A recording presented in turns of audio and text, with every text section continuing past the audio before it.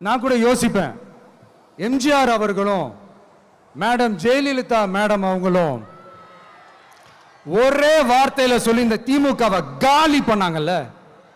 நான் கூட யோசிப்பேன், ஏன் இவ்வளவு ஹார்ஷா பேசுறாங்க, ஏன் இவ்வளவு ஹார்ஷா அவங்கள திட்டுறாங்கன்னு யோசிச்சது உண்டு. இப்பதானே புரியுது. அவங்க ரெண்டு பேரும் சொன்னதை இப்ப நானும் ரிப்பீட் பண்றேன். திமுக ஒரு தீய சக்தி, திமுக ஒரு தீய சக்தி, திமுக ஒரு தீய சக்தி, திமுக ஒரு தீய சக்தி, தீய சக்தி, தீய சக்தி, தீய சக்தி. என் நெஞ்சில் குடியிருக்கும் ஈரோடு மக்களே,